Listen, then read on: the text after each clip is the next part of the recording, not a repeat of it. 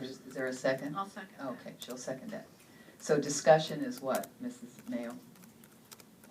You are asking to obtain, to seek a firm that is not currently on our board-approved list. The board approves the attorneys that we work with.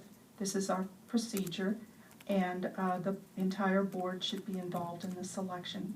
I'm not adverse to you seeking an individual. I just want to, or a firm. I just want to know who it is, and I think it should be approved by the board. Any other comments? I guess I'm sorry, I guess I dragged Mrs. Oaks into this, a surprise. But the one concern I do have on this, and we're talking about spending funds and costs, yes. if there are hundreds of documents, I mean, we could be looking at lots and lots of hours. And I guess that gets back to the question of approximately how many documents are we looking at? Exactly. I mean, in order to make an informed decision here, we should at least have a ballpark idea so we can say, okay. And I think If the three of board- us have asked this now. If the board wants to have a discussion with outside counsel in closed session regarding each document, that's perfectly appropriate. I welcome that. The second thing is this motion, again, I want to caution the board publicly that this motion is on for information, and this motion is not agendized for the selection of outside counsel, and I'm concerned that we're getting quite far afield of the Brown Act in this motion as well, so I would ask the board to reconsider that action and maybe schedule for a second time. So those are my comments. Thank you, Mr. Rowland. It's not far afield. It's perfectly fine to take this action.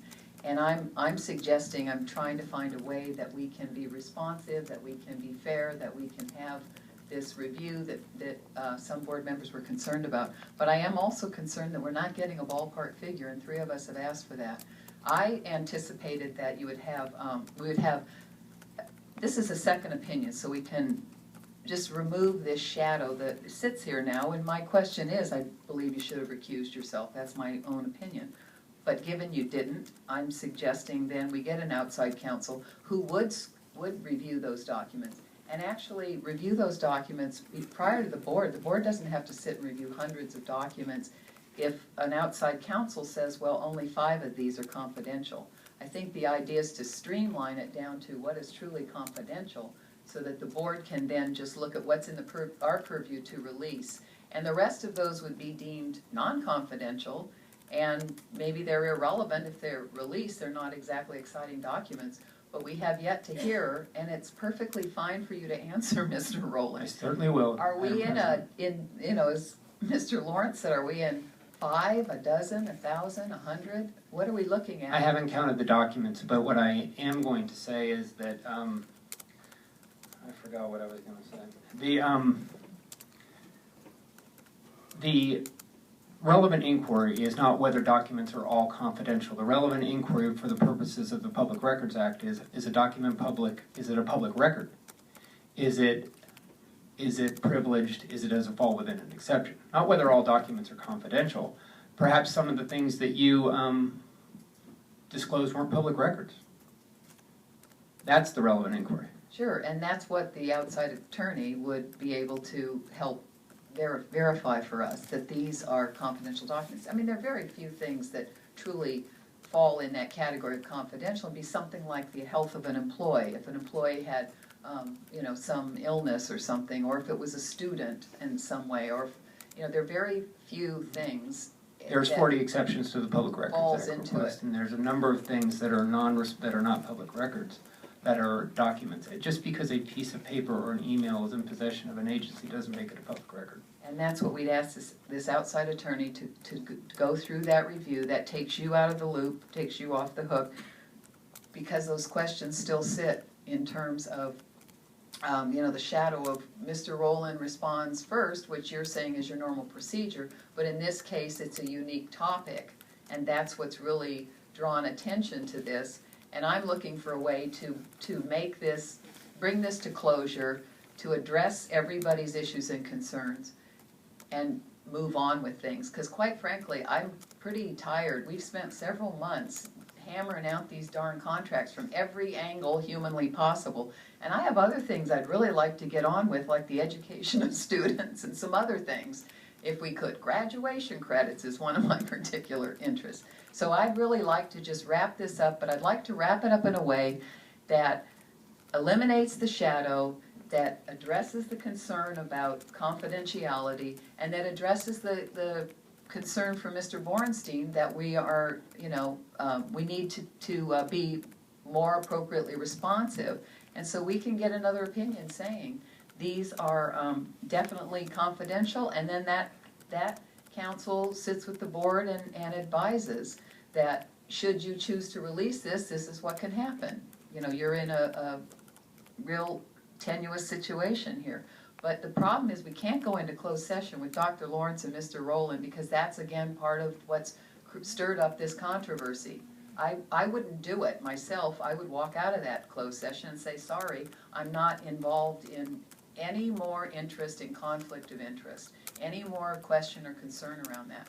So I want to find a way to get it objective, to get it off and to make it, amenable to the public. Yes. And then we're over time.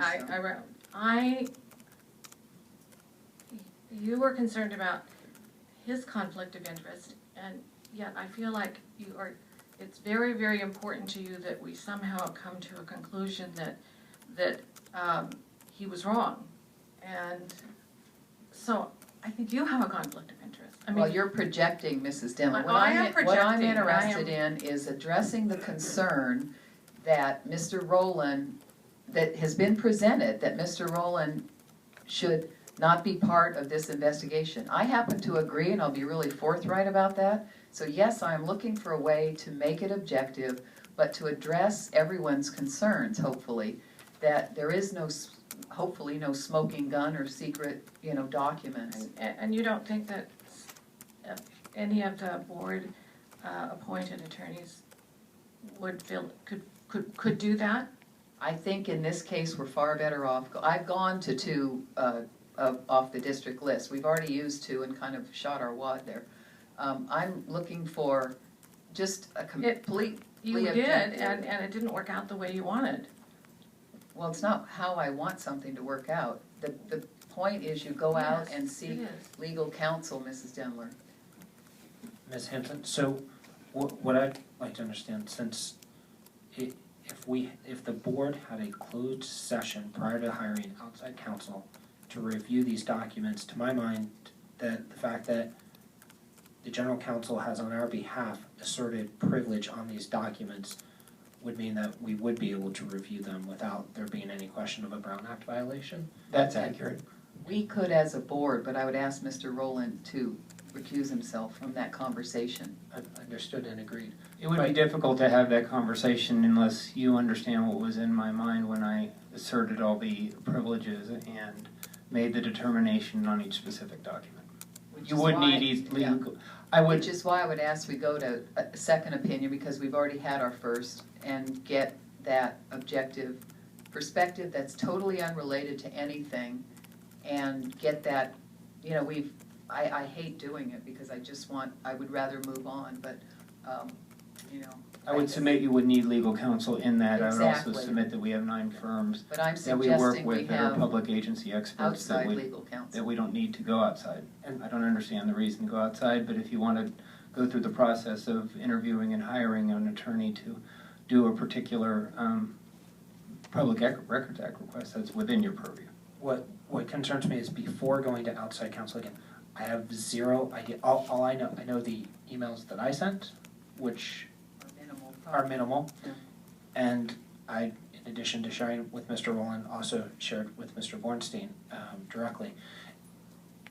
So I just, before we talk about bringing in outside counsel, I want to know, are we talking about 2 documents or are we talking about 2,000 documents? And don't look at me, look at Mr. Rowland. I agree with you, and I would wish that we could just sit with the documents first, and then get the outside counsel if it's Well, believe me, Mr. Rowland could respond. He could tell us, we're asking for a ballpark figure. You've now had 3 of us ask you this, and I know you can respond, Mr. Rowland.